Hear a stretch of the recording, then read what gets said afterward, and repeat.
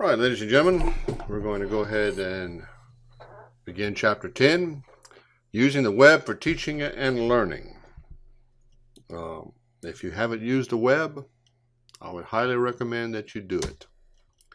And so let's see what we're going to be looking at.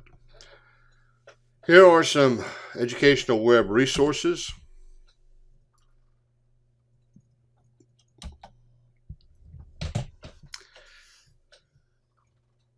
The impact of the web for education is as great for education as it is for society.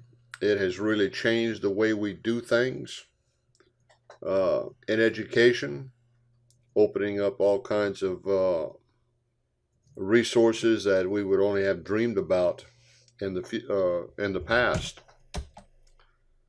And the resources for us are abundant. You've got yourself online teaching resources that can help us teach, help us to present our lessons. We've also got some online learning resources that will obviously assist the student. One that comes to mind is YouTube or TeacherTube or the Khan Foundation, where there's all kinds of instructional videos for students to be able to go to and learn things. They'll help students in practicing, applying, reinforcing what you and I have taught them. They always need more practice, and so those online resources are out there for them. But to be cautioned, we have to use caution and good judgment whenever using the web, because there's a lot out there that is not good.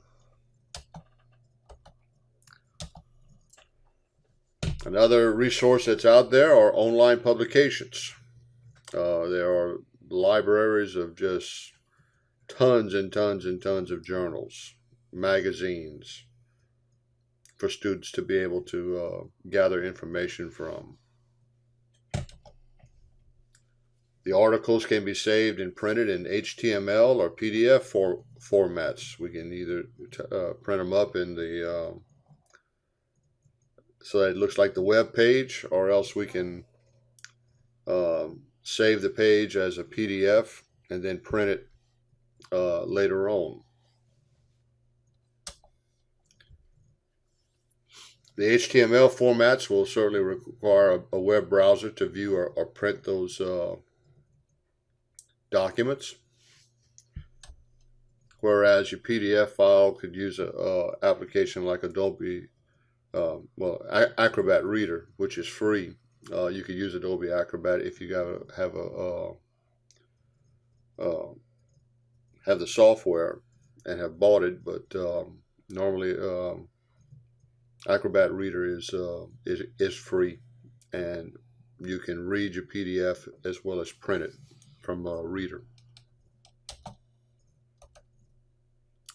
We also have access to professional organizations. Most of our major professional teaching organizations have some type of web presence and also resources for their membership.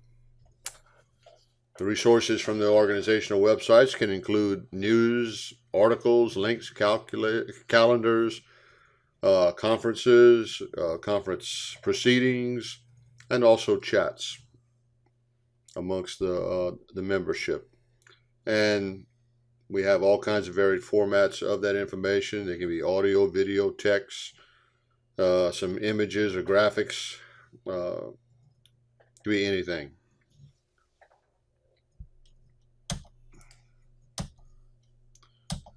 What about web blogs or blogs? This is a virtual online space for posting an individual's personal commentary. I kind of think it's kind of like an online diary.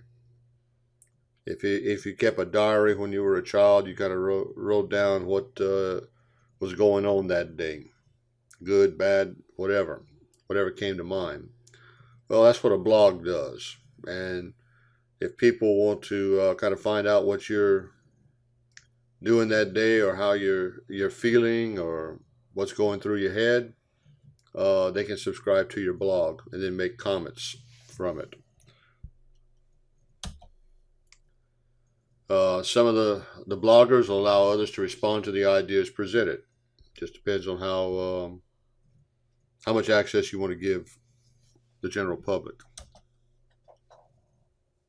And then you can also link some backtracks or links to other blogs can be included there in your blog, so you can link readers to other similar blogs like yours.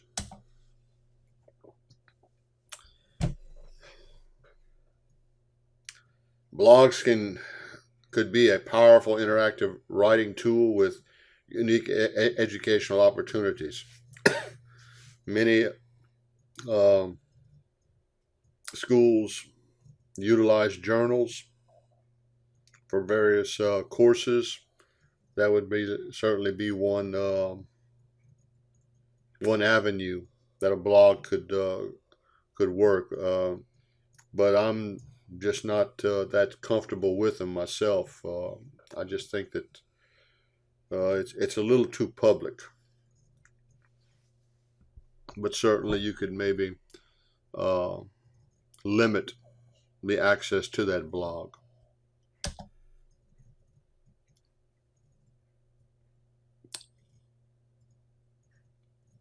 Now, website called EdBlogs gives space to students from elementary school through college, and so if they subscribe to EdBlogs, then they can start their blog there and keep it going all the way through K-12 into higher ed. And it's just a unique forum to express ideas and consider viewpoints. And so like that, you can communicate with all kinds of people and get all kinds of discussions going on about all kinds of subjects that are important to you and to your readers.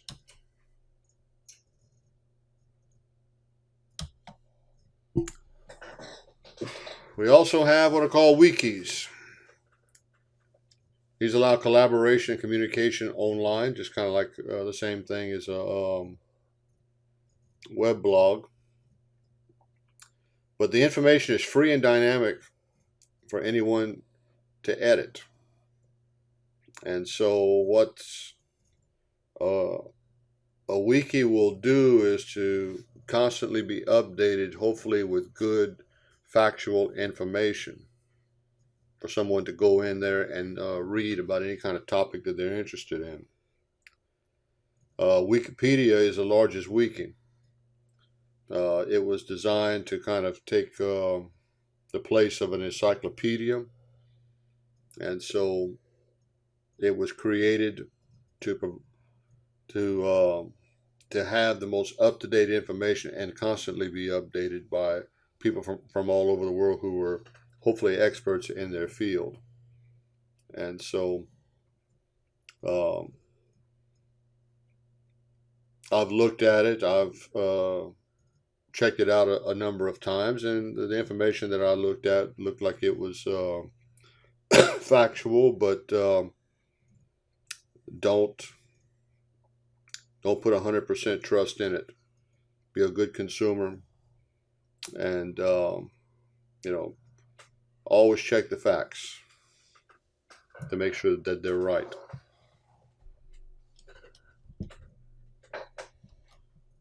And also we have a whole bunch of government sites from local, state, and federal levels that offer many valuable resources to us. One of the best websites that I've ever seen is called grants.gov. Any kind of grant that the federal government has out there, you can search. Many times you can apply for the grant online, but great service, especially for schools looking for an alternative funding source. They can be freely used by anybody. And basically they're owned by us, the taxpayers.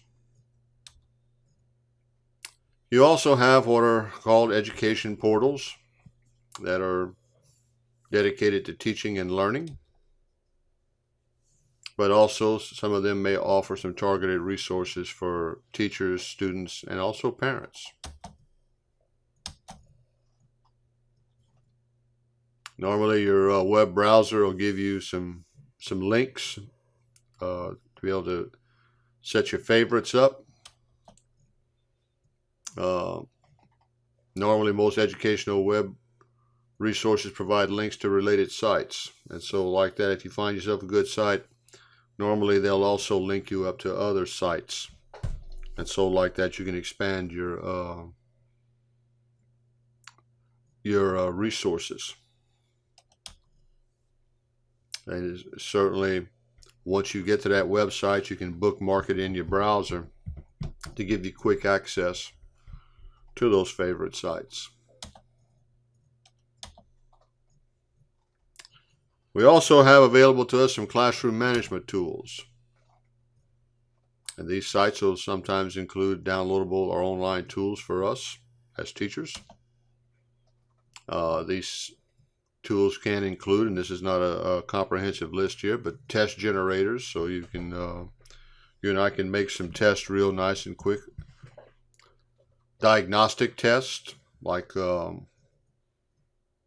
career inventories, personality tests, learning styles inventories, things like that. Some electronic grade books so that we can keep track of our grades and calculate them real quickly. One of my favorite is the puzzle makers. You can download some really cool puzzles for children, adolescents, for homework or study. And then you'll have software that can also create class roles and seating charts for you, because you know, if you're like me, you have a hard time remembering students' names, so a seating chart is a great way to go. What are some academic tools and resources? These are sites that include downloadable or online academic freeware and shareware. So this is stuff that you and I can afford. So if it's freeware, shareware, we may be able to get ourselves a examination copy downloaded, so we can kind of try out the software, see if we like it. And many times it's a full-blown version of the software for 30 days, 60 days, whatever they give us. And so we can also download a whole bunch of lesson plans, worksheet generators, reference tools, encyclopedias, places where we can find new teaching ideas or exchange points of view and exchange resources with others like ourselves.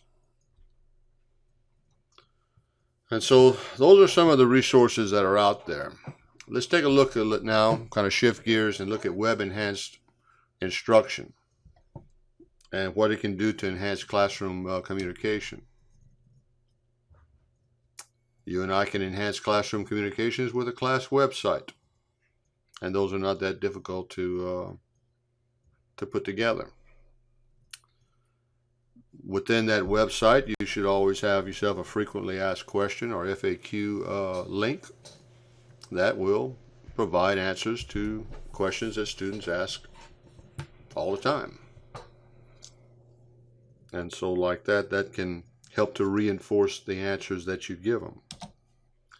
Forums and email let people interact asynchronously online. And so asynchronously, man, that's a mouthful, is not real time. And so like that, somebody can, in the morning, respond to something. Somebody at night can respond to it. And so like that, the forum can keep going basically 24/7, depending upon everybody's schedule. And then email allows you to send and receive 24/7. So it's like the classroom never ends in some cases. And so chats though can allow for synchronous or recorded text conversations. So uh, the chat, instant messaging, things like that will also give us real time communication. So whether asynchronous or synchronous, it just depends what we want to use. Now, using the web can link students to their world.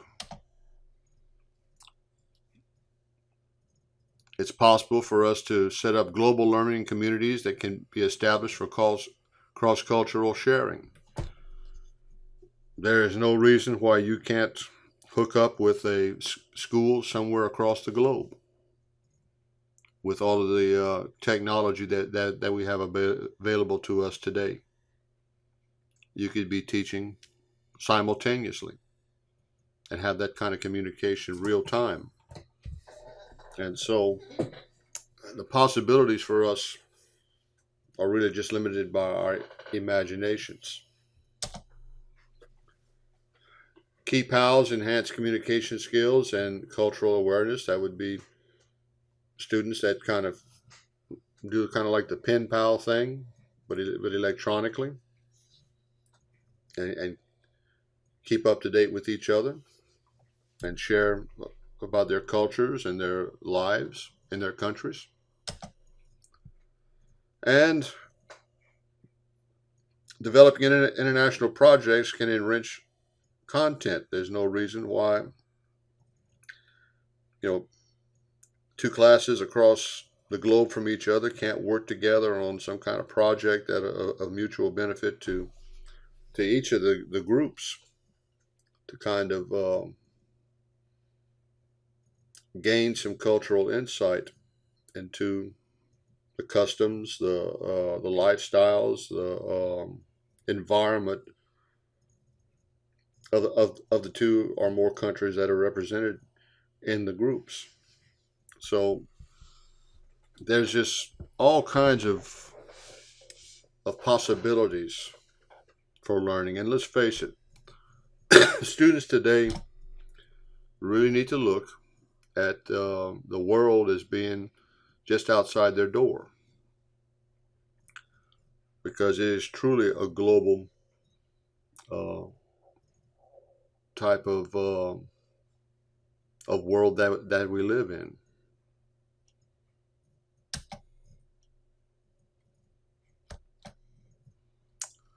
Now, looking a little bit more at web enhanced instruction, let's take a look at Web 2.0.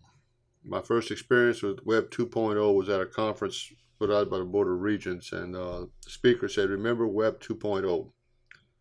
And I thought, well, that's a whole different, maybe a whole new software that we'll have to learn how to use. Well, it's no, it's more than software. It's all of the types of web-based ways that people can learn how to communicate with each other.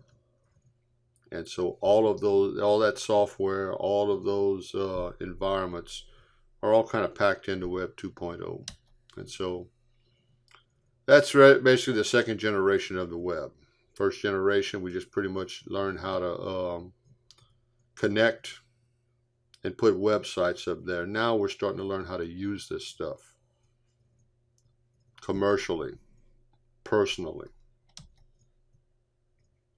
The original web focused on reading. All right. You found yourself a website, you read everything that was on there. Well, Web 2.0 focuses on both reading but also writing. That will include your wikis, like we just talked about, blogs, RSS feeds, etc. And so now you're reading and writing. And then you're doing also the social networking thing to create online communities where we can share, interact, build relationships like on MySpace, Facebook, Twitter, and LinkedIn, just to name a few. But just like anything else, we got to be careful. Social networking can provide opportunities, but there's also safety concerns we have to deal with because some people will abuse it. Now, we need to build some bridges between to parents and the community. Class websites can share class information, rules, schedules, homework, etc. Many local systems already have that in place now, where you go to the website and parents can see grades, see homework assignments, and things like that.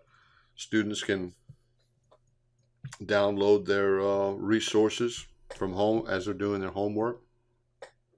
So it's just a wonderful place to put some of the content of your courses there. You can post class events, homework, completed assignments to help keep your parents informed. And so anything that's going on at school, the homework the students have to do, this basically the student's sick or they're out for a number of days, the homework's right there. So like that, they don't have to miss a whole lot. And they can, when they get back to school, they can pick up very, very quickly and catch up. And you can involve the community in posting joint projects to create and support partnerships. Many businesses want to partner with our schools. And so let's say, you want to plan or beautify your school. Well, maybe, Walmart or one of the local businesses around town will give a little grant money and then help assist students build and plant some flowers, flower beds, and things like that to help beautify the school. Another thing is, I know like KATC in Lafayette has tools for schools where teachers or students will fill out a form and why they need a certain piece of equipment, and a number of banks or supporters of tools for schools will then look at the need and see if it's worthy of purchase, and then I'm sure they get thousands and thousands of requests, but it's just another opportunity for businesses and the public to get involved in schools.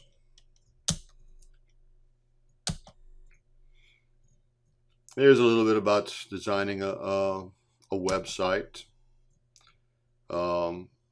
If you've ever done that before and have the skills to do it, that's great. But if you don't, it doesn't mean that you still can't get it done by using authoring tools that make it pretty easy for you to set up a website. They're structured, organized planning steps before starting are important. So you kind of need to know what it is you want to put there, what you want it to look like. So it's not like you just decide today, oh, I want to build a website. You need to do some planning and put some thought into it up front before you start creating stuff on the web. One good way to do it is to create yourself kind of like a storyboard to determine how the website's going to look. To kind of get an idea where you want to put graphics, where you want to put links and things like that, which will make it easy for people to navigate your site.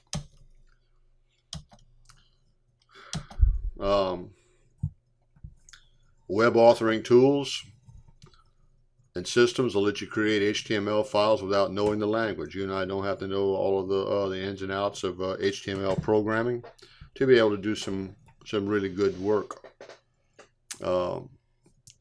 Software programs like Adobe Dreamweaver pretty much let us with very, very little training, come up and build some very nice websites. And a lot of times they'll already have templates built in, so you just select a template and then throw in your content. Many word processing and other applications will let you save your files in HTML format. There's Word, WordPerfect. All you have to do is to save as, and one of the choices, if you'll scroll down, is at HTML.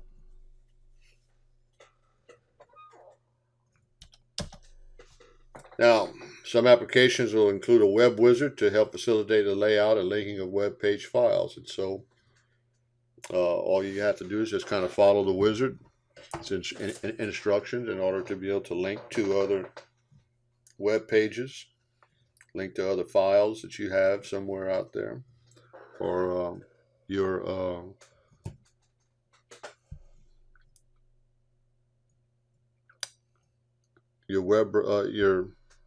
people going to your website to kind of link up to. Now, web development software programs range from very, very easy to use to very, very complex. They give you the potential to add every level of sophistication to a website, and one of the most popular examples of that kind of web development software is Microsoft's Front Page. I've used Front Page a couple of times and been very, very impressed with it. Very good web development software.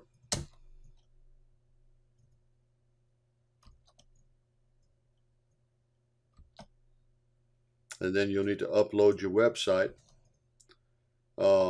Maybe your school district will allow you to put the website on their server. It just depends if they have the space and someone out there that can maintain it.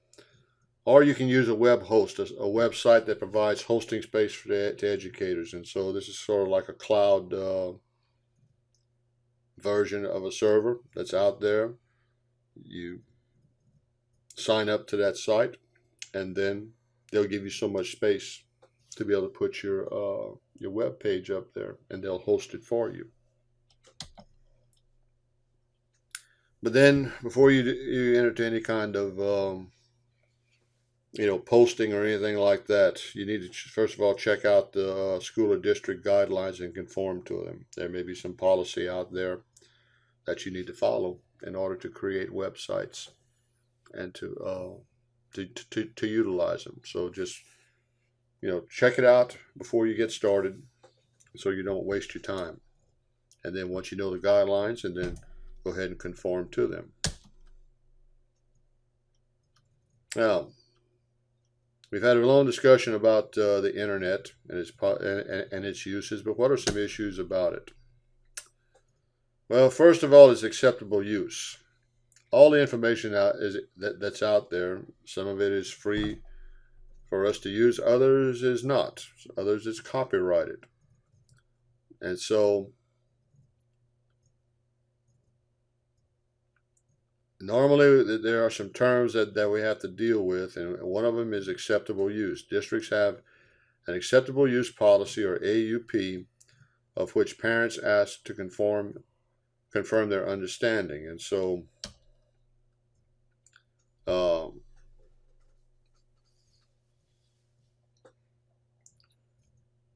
you have to be able to let people know that this is what you're using this for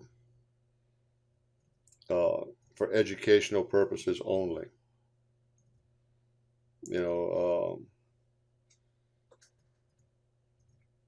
For example, some parents may wonder, why in the world are my kids spending all this time on YouTube? Well, you may have some YouTube videos that you want them to see that are very appropriate for what it is you're trying to teach.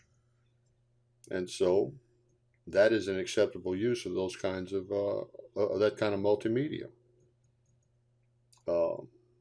It's just being clear about what it is you're trying to do and what type of resources you're trying to utilize to to make the best impact on the learning of your students. Another concern is privacy. We need to adhere to our school's district policy or local policy and get parents' permission. This is kind of getting back to like posting students' pictures on the web. You know, we got our little web page. We're taking pictures of our students working on a project, just for to have the parents kept up to speed what's going on, and also to get a little good PR for your program.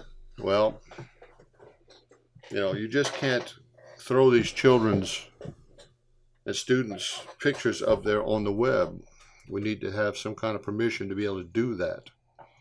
Now, obviously, if you're teaching at a technical college, many of these students are already adults, and that's, you don't need the parents' permission. But yet, if you're teaching a public school, K-12, then obviously that is an important consideration.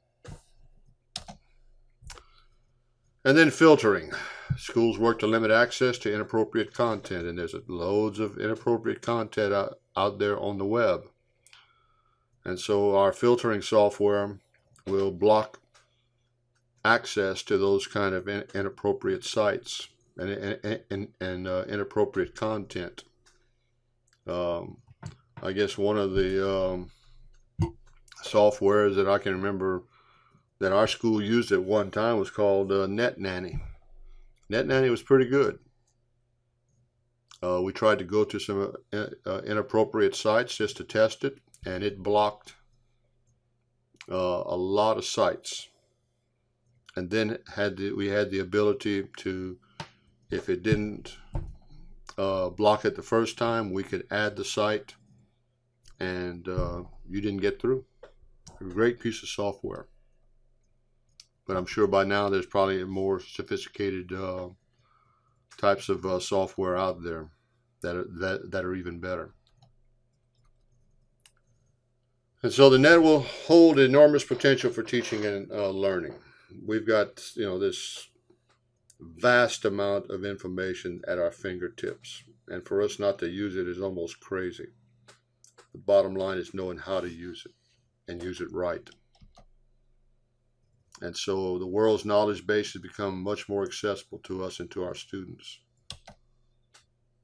And so it's like any other instructional tool. Integration of the net into education requires skills and diligence of us as professional educators. We just need to stay on top and basically know what we want to accomplish and what kind of web resources can we use to accomplish that.